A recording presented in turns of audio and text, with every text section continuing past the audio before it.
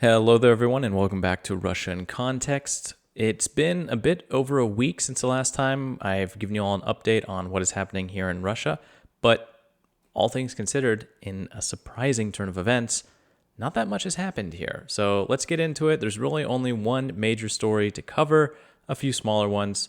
So hopefully this week we'll be in and out without too many difficulties. So the big story of the last week was the appointment of the new government by Vladimir Putin, who is beginning his fifth term as Russian president. For the most part, as I said last week, there really weren't any major surprises, just mostly a reshuffling of the characters that were already in the government. Most of them, too, were just reassigned to the positions that they had already held. So honestly, the first day of the process didn't hold any surprises, and it's going to sound a little strange maybe, but all the political analysts and everybody in the news were largely disappointed. Disappointed is maybe not the right word, but they were expecting at least some sort of shakeup. That is what they got late on the 12th into the 13th of the month, when it was announced that Sergei Shoigu, the former Minister of Defense, was no longer going to be holding that position, and in fact, it would now be taken over by Andrey Belousov, who is an economist, and he was well known here for just being connected to the economy. We'll go into a little bit more detail on him in just a second. Shoigu, it wasn't clear what was going to happen to him, and then a day or so later, they announced that he was going to be head of Russia's Security Council, which, even though people said otherwise, it was seen as kind of a bit of demotion for him, going from the Ministry of Defense to the head of the Security Council. Although on paper, it's one of those things where he's just as powerful as he was before. What the thinking for the shifting of Shoigu is, there's different explanations for it, but it's maybe a combination of them. If you remember, a few weeks ago, Timur Ivanov, one of the higher-ups in the Ministry of Defense who has connections to Shoigu, he was arrested for corruption charges and is currently awaiting trial. And then just this last week, too, another high-ranking officer, Kuznetsov, was also taken in by the police. So it does appear as though some of these corruption scandals were maybe a signal that Shoigu was on his way out. However, I do want to mention just a little bit more about Shoigu before we get to Belousov. With Shoigu, he still has most of his connections to the military-industrial complex, and he is almost certainly going to be very active in the military-industrial complex here in terms of going and visiting facilities and factories and things of that nature. It's just he will be a little bit more out of the limelight, which, again, considering the fact that with the corruption scandal and all that going on, is maybe not a bad thing. There are people, like I said, though, who see the, we'll call it a lateral movement over to the Security Council, who see that as a demotion, mainly because one of the last major key politicians in Russia to be promoted or moved to the head of the Security Council is former President Dmitry Medvedev, and he hasn't really done anything there. The general online, not consensus, but maybe it's a joke, depending on how you want to read into it, is Medvedev doesn't really do anything anymore. He just sits around and drinks and then goes on Telegram rants every once in a while. What it comes down to is the fact that as head of the Security Council, he hasn't, in the eyes of most, effectively done anything, and all his output from the last few years is, like I said, just Telegram and I suppose occasionally Twitter rants, but for the most part it is Telegram these days. We'll have to see what Shoigu makes of the position. The Security Council head is one of those positions which really does seem to depend on the person who is in that position. So perhaps it'll be one of those things where Shoigu will still be able to be a somewhat visible figure, but, flex whatever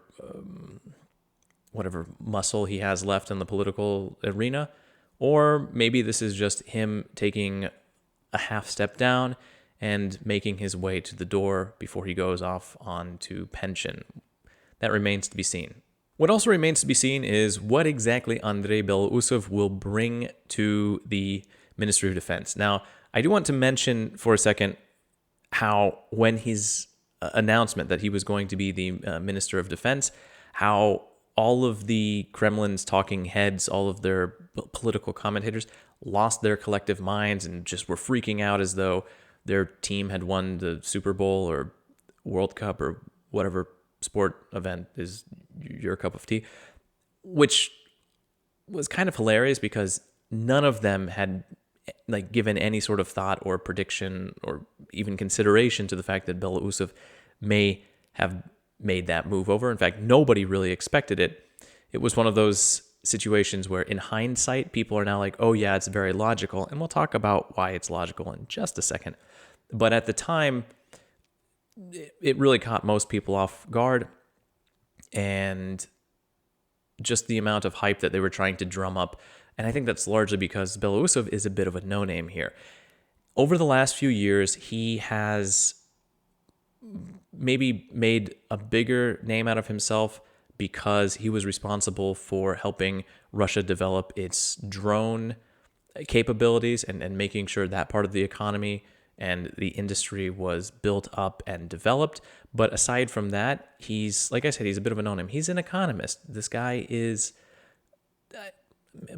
paper pusher is not the right word, obviously, because he's very high up in the government, but he's basically an accountant. I mean, that's his thing, and that's okay. He's good at what he does. Let's be real. He's very good at what he does. Belousov, in terms of his, we'll say, political and economic views, he's very far left when it comes to economic views, in the sense that he's very kind of more socialist leaning, in the sense one of the things he really is a fan of would be 5-year plans where the government comes in and dictates what is made. A little bit like what was in the Soviet Union. Obviously, he was not able to do that in his prior role, but one of the things coming in to the Ministry of Defense, he will not be making military decisions. He will not be directing forces or anything along those lines. He will, though, be responsible for making sure that money is used properly, so no more corruption, and also making sure that the military-industrial complex is pushing out as much as it can, and having a planned economy in that regard is going to be very, very useful. So his left-leaning economic views are going to work well there. I also mentioned how one of the things he's probably going to be doing in the Ministry of Defense is rooting out corruption. And one thing that's going to help him with that very much is the fact that he has no connections to the Ministry of Defense. Under Shoigu, there was a lot of, or maybe not a lot of, a lack of cleaning out of house, mainly because there were a lot of connections and nobody was touched for the most part. And those friendly little connections were allowed to fester and grow. And, right, again, corruption runs rampant in those situations, in Russia at the very least. With Belousov coming in and him being, this is also important to note, he is very, very close to Putin. He is not a right-hand man in any sense, but he is within the inner circle. And because he has a direct line to Putin, and because he is going to be responsible for the Ministry of Defense, he will be able to make sure that a lot of the funds which were previously disappearing or not going to their intended purpose within the Ministry of Defense, that situation should see itself cleared up, one would imagine, in the near future. The appointment of Belousov, too, also points to a shrinking of the circle in terms of politics here in Russia, as Putin seems to be closing the number of people who have access to him. Belousov is now Minister of Defense. There were a few other appointments in terms of people who previously had been vice premiers or things of that nature and are now technically assistants to the president, something like that, which it's not really clear what their job is going to be, but they're just basically going to be close at hand to Putin. Another example of this would be the former governor of the Tulskaya Oblast, Duman, who also has very strong ties and connections to the military-industrial complex. The Tulskaya Oblast is actually famous here in Russia for the military-industrial complex. Now, it does seem as though in this nature that, Patrushev is the other one. I'm pretty sure I mispronounced that, but anyway, moving along. Putin has surrounded himself with these three men, and they all have relatively easy access to the president, so he will be able to communicate with these men and seek their advice. And one of them is an economist that is going to be focused on the military-industrial complex and making the war more affordable. Another one is connected literally to the military-industrial complex and like the actual processes there. And then Patrushev is, there, I got it right that time. Patrushev he's an interesting character, but that's for another time.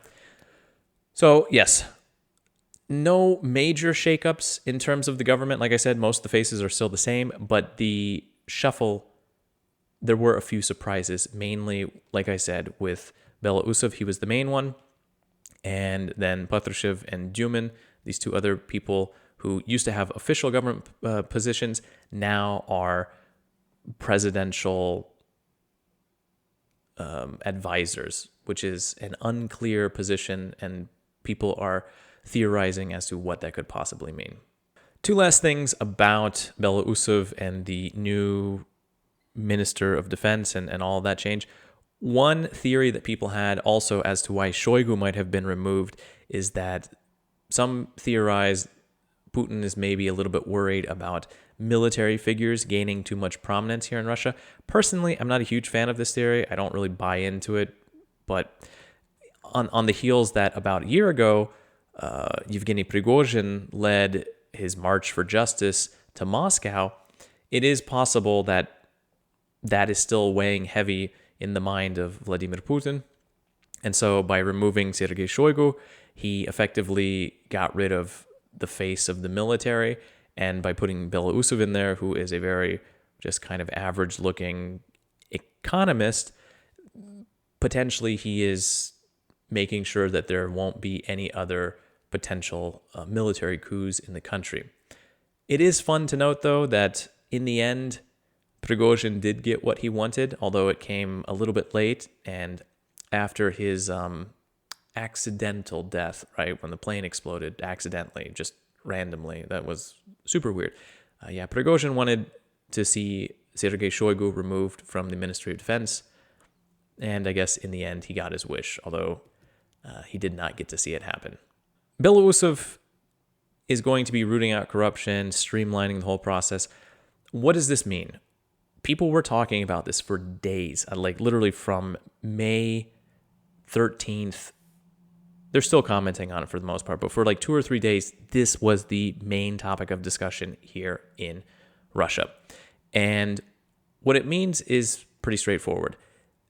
Putin sees this as a war of attrition.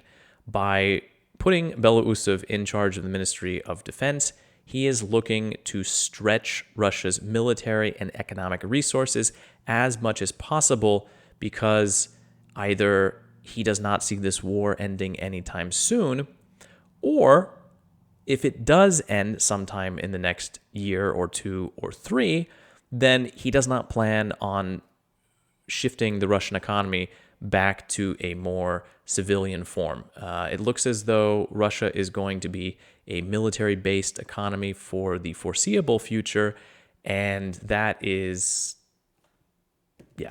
on the one hand, the Russian economy on paper and in certain spheres has been doing very well thanks to the military-industrial complex.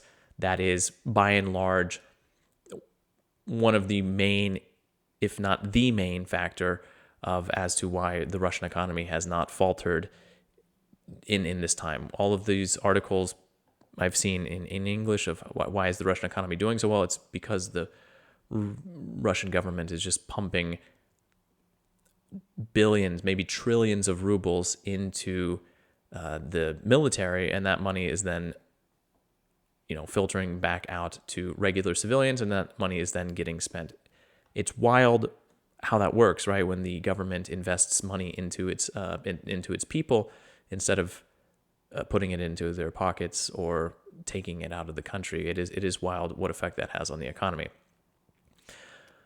But Yes. So, long story short, before I get lost down other avenues of thought, the Russian economy is going to be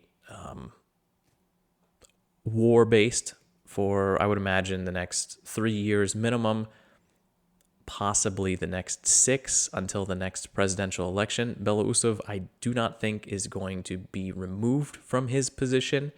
So we can pretty much guarantee that for the next 6 years, this is going to be the style of economy for the most part here in Russia. Belousov has talked about how they're going to be talking as well about how to transition from a war-based economy or a wartime economy over to a civilian economy. But I don't think that they're actually worried about that too much at this point in time. Even if, like I said, the war ends in a year, in 2 years, in 3 years, the Russian military has gone through so many reserves and so many weapons.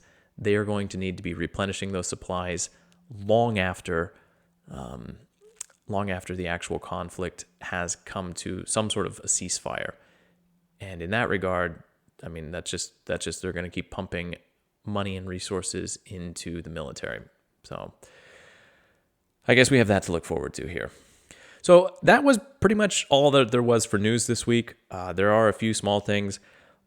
A few days after all of the government and all of the positions were finalized, Putin pretty much gathered almost everybody up. I think Mishustin and a few other relatively key figures were left here in Moscow, and everybody else got on jets and they flew to China. It was Putin's his first trip abroad after his re-inauguration for the umpteenth time, and it was, again, kind of hyped up here. People were really just like, oh yeah, we're gonna see Putin and we're gonna see them working together and coming to some sort of agreements, but nothing happened. There were no trade deals that were signed. There were no major announcements. The Chinese government refused to take a hard stance in support of Russia on the war. They made some discussions about how it's unfair, about payments being blocked, and how this sort of trade war type stuff is not correct. But then there was no announcement that they would be introducing some sort of third type of currency, not a yuan and not a ruble. So maybe something was going on in the background, but for the most part, it looks like it was just a fun little field trip, an excursion for the Russian government, and a PR thing. We'll have to see.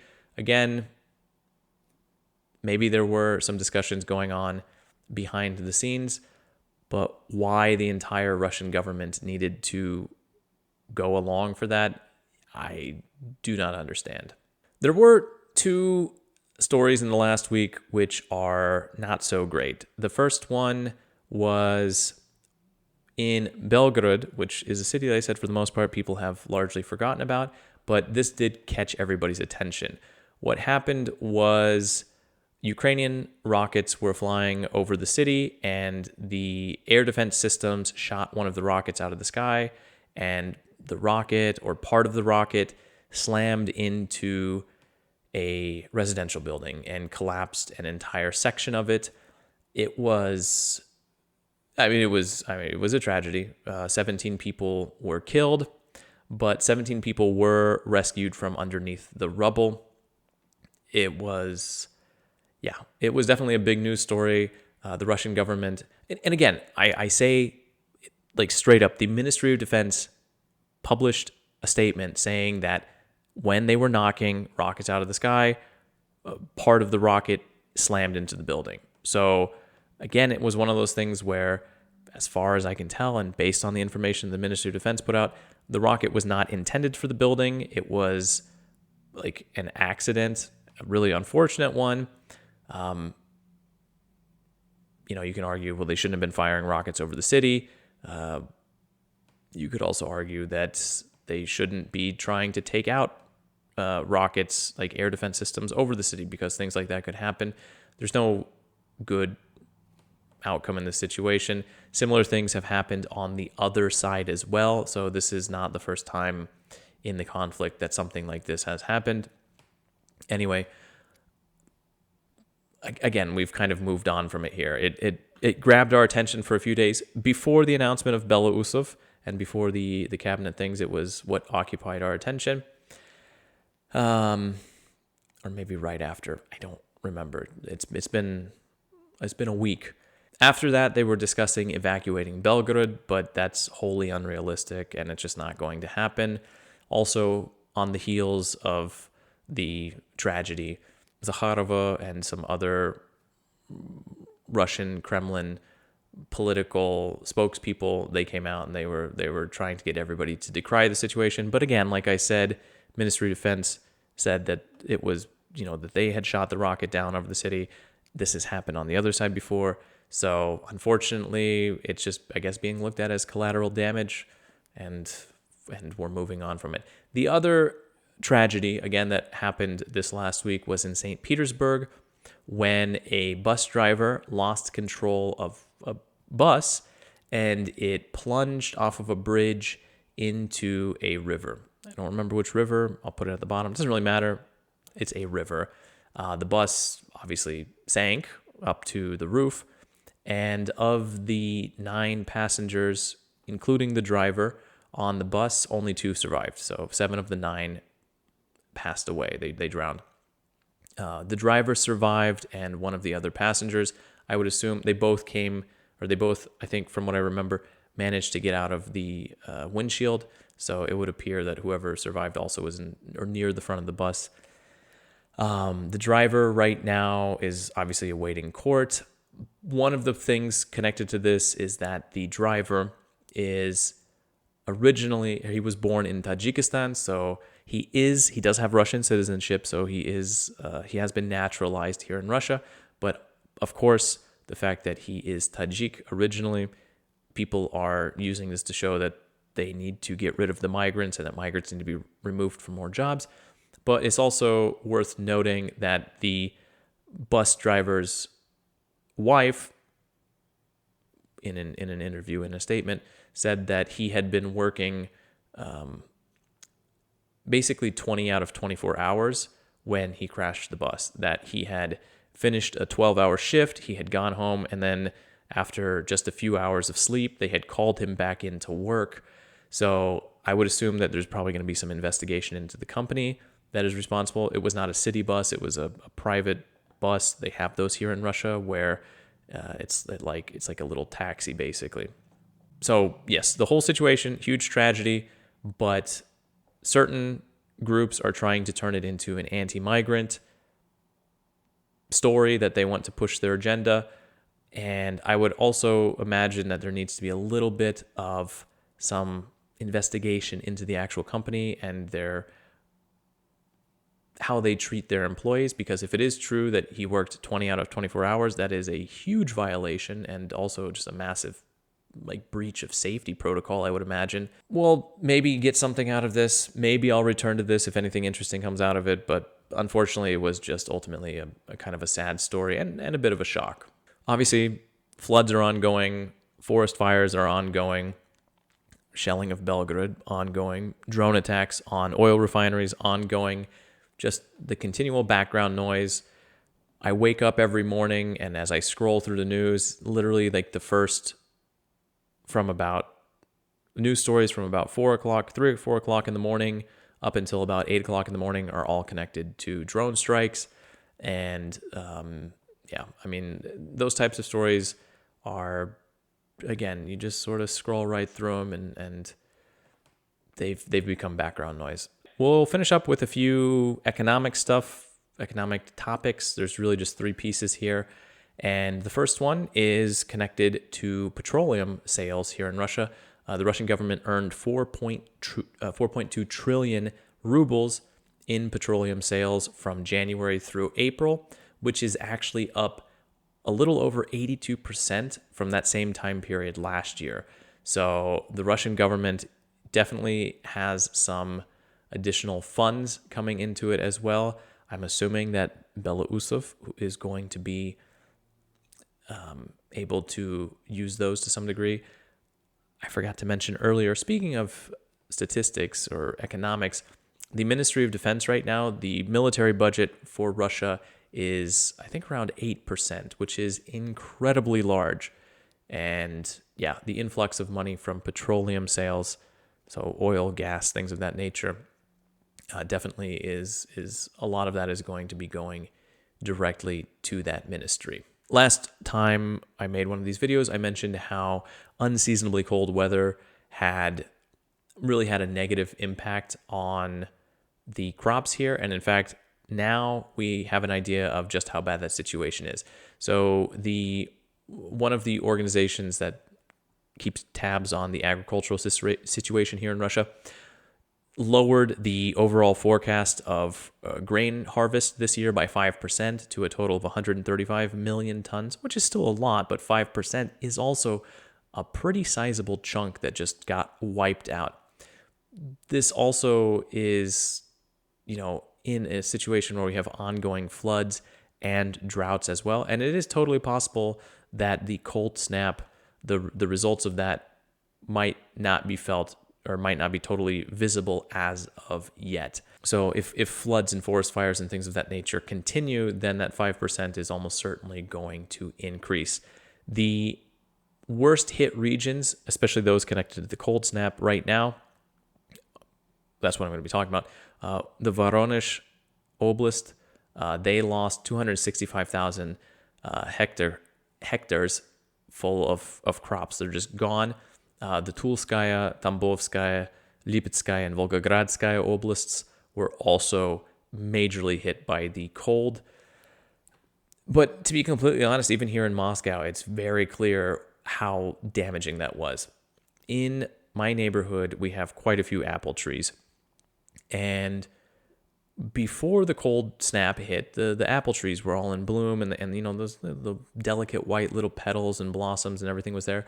The cold snap happened, and they were covered in snow, and it was like below freezing for 1 or 2 days. After that, the snow melted pretty quickly. The temperatures came back up more or less to Celsius +7, +8. But the last few days, when the weather has been back up to sunny and warm weather, going out and walking around and passing the apple trees, it was very clear that they were just killed. So the petals have all fallen off, everything of that nature. I highly doubt they had time to be pollinated. So I would almost assume, I would assume like almost 100% that the apple trees are not going to produce like basically any apples this year just because they didn't have a chance to be pollinated. And I would assume that that situation is going to be repeated through a lot of those oblasts that I mentioned just before.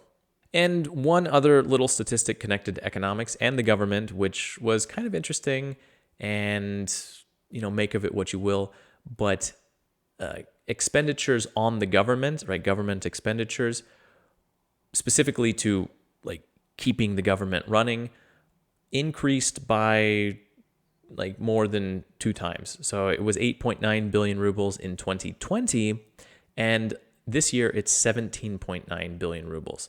So over 4 years, expenditures on the government itself more than doubled. Not really sure why that is, but that is kind of a lot. It's a very large increase, and I mean, obviously there's not going to be any accounting for it, but the money's going to something, I guess. There you have it. That's basically it when it comes to news. I went through, there were a few other news stories, a few statistics here and there, things of that nature, but for the most part, I largely ignored it because some of those things maybe I'll talk about in the future. I do plan on doing a little bit more of an in-depth dive when it comes to economics, especially how Russia is doing economically, how it is so strong and then simultaneously so weak. It's a bit of a paradox, and I feel like people don't really see that. They either see one side or the other, when in fact both things are existing simultaneously. Also, there were just a lot of news stories that as I was going through again, they kind of lost their allure though from when I first saved them.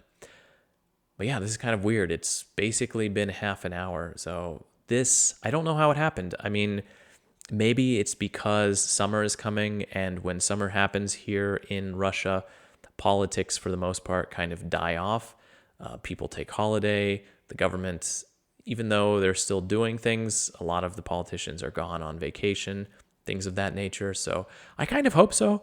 I would really, really like to be able to do these types of videos more frequently and have them be much shorter. It's less work on my part. It's less me sitting here yabbering off into this microphone and staring into this camera. And it's a lot easier for you to process, hopefully. That said, it would also make it a lot easier for me to do other videos, which, hopefully, if you're here for the news and things of that nature, great. I'm glad you're here. There's other stuff I would like to show about Russia. Great stuff. I plan on doing that. Also, not some great stuff, just other normal stuff. But I'm rambling, and this video, I wanted to keep it short, so I'm going to cut myself off there. I do plan on having a vlog-style video coming out sometime this week as well. So, hit the notification bell if that's something you're interested in. If you're new, subscribe, like the video if you enjoyed it, do all those nice YouTube community things, except for comments, right? If you're gonna do a comment, be nice about it. Otherwise, don't be a jerk. Just hold your tongue. What's the thing? If you don't have anything nice to say, don't say anything at all. So words of wisdom, especially when it comes to the internet. Anywho, that's the news. That's everything that happened here in Russia over the last week and a half, honestly, at this point in time. So I hope you learned something new. I hope there was at least one piece of information or one story there that you had not heard before. And yeah. Anyway, this has been Russia in Context. Thanks for watching.